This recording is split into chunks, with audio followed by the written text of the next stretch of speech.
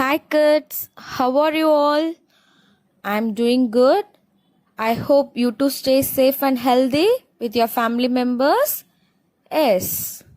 Kids, today we are going to see the poem of adventure by George Crooks. See, it is a beautiful poem. It's full of about thrilling activities. Yes, let's have a look on that. Poem was written by George Crooks. George Crooks was born on 30th June.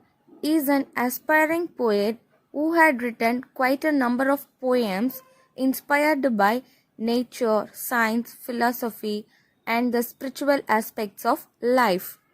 Deep inside the mountain, the adventures hide themselves. They are of all forms and shapes. They all have an excellent ending.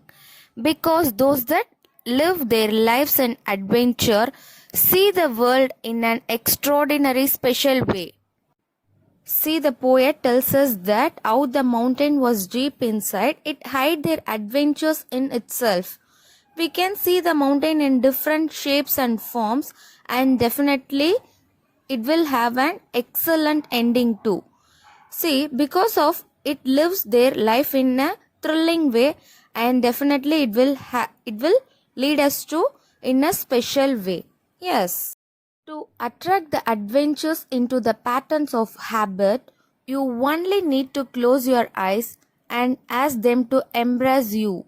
You can also imagine that you are transparent and feel the wind stream through you instead of going against you. Or imagine there are tiny little wings on your back, and every time you take a new step, you bounce a little bit. See, now just to close your eyes to attract the adventures and start to imagine that you are transparent.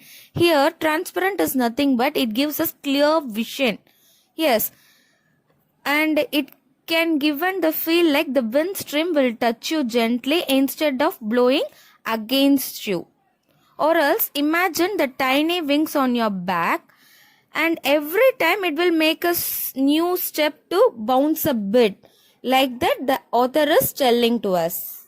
Maybe life itself is one big adventure if only you have the correct shades on. Back in the days of old, when knights were bold, who with a sword or lance in armor sought romance. The author tells us that life can be a big adventure to us only when you have utilized the thing correctly.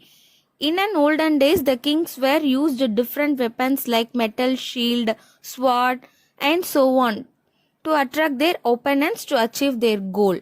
Yes, it was the age of chivalry long ago in man's history, when to fight for a righteous cause, one did gain considerable applause.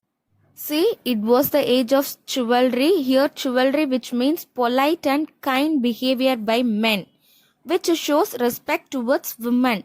This is what called chivalry, and this chivalry was followed long ago in man's history. The fight which is done for a righteous cause gained special place in an olden days. Yes.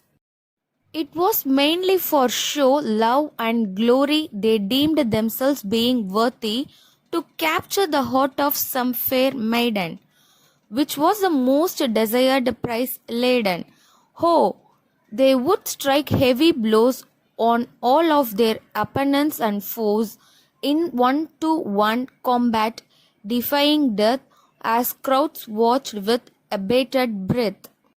The poetess tells that it was done mainly by showing their love, glory, trustworthy to win the heart of the fair women.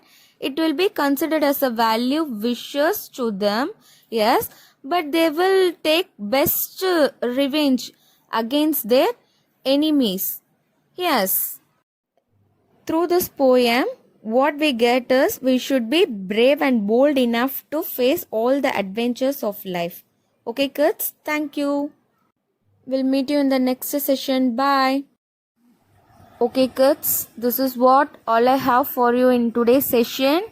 Yes, here I have attached our homework part. Try to do your homework on time. Okay, kids, thank you.